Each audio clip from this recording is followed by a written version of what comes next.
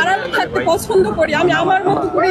হয়তো আমার হাজবেন্ড রাজনীতি করে বা দেশের জন্য কথা বলে, সে তার মতো, আমার লাইফ সম্পূর্ণই আলাদা।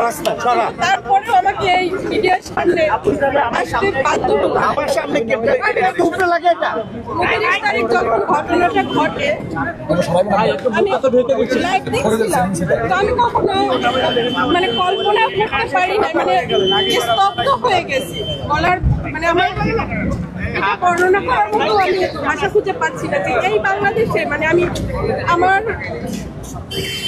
মানে আমার ভাষায় আমি প্রকাশ করতে পারছি না যে এই বাংলাদেশের নূরের উপরে এই ধরনের গত 8 বছরে ফ্যাসিস্ট আমলেও এতটা নৃশংসভাবে ন্যাক্কারজনক হামলা ওর উপরে হয় নাই। একসাথে ওর উপরে অবশ্যই হয়েছে, সেটাও কম না, বাট সেটা ছিল আওয়ামী ফ্যাসিস্ট, ছাত্রলীগ, যুবলীগ, মানে আওয়ামী লীগের আমলে।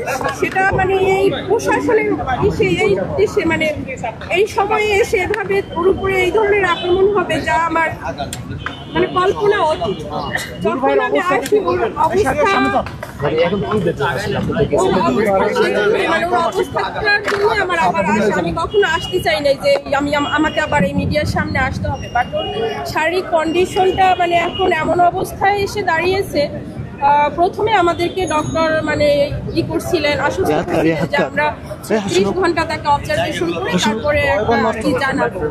বাট ওর উপরে এতটা মানে করা হয়েছে, আঘাত করা হয়েছে শারীরিকভাবে, ওর ব্রেইনে এবং নাকে মানে চোয়ালে যে এগুলো হয়েছে, ইন্টারনালিও অনেক ওর মানে মেরুদণ্ডে। আর মানে ওরা বলছিল যে ডক্টর বলছিলেন যে আমাদের 36 ঘন্টা পরে মানে আমরা বলতে পারবো যে তার অবস্থাটা। হ্যাঁ, জ্ঞান ফিরছে, তাকায়, বাজ ওর যে শারীরিক কন্ডিশন সেটা ওর আগে 36 ঘন্টা, তারপরে এখন তারা মানে আমার নিজের সামনে আসে এই জন্য যে এখন তারা বলতেছে যে 72 ঘন্টা ছাড়া আমরা বলতে পারতেছি না। তার মানে ও এখনো শঙ্কামুক্ত না, মানে ওর শারীরিক কন্ডিশন এখনো স্টেবল না।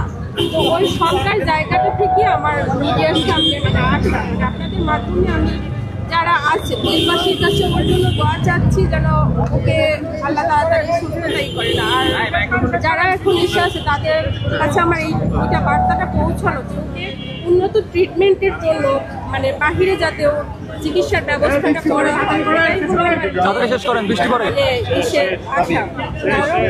ওর গত যে 18 বছর সেই 2018 থেকে 24 পর্যন্ত ওর উপরে যে পর্যায়ক্রমে যে হামলাগুলো হয়েছিল তখন তো ফ্যাসিস্ট আমল ছিল। ওর ট্রিটমেন্টটাও আমরা ভালোভাবে নিতে পারি না, সেটা আপনারা গণমাধ্যম কর্মী যারা আছেন আপনারা ভালোভাবেই সেটা জানেন। হসপিটালে পালিয়ে ট্রিটমেন্টটা নেওয়া হয়েছিল।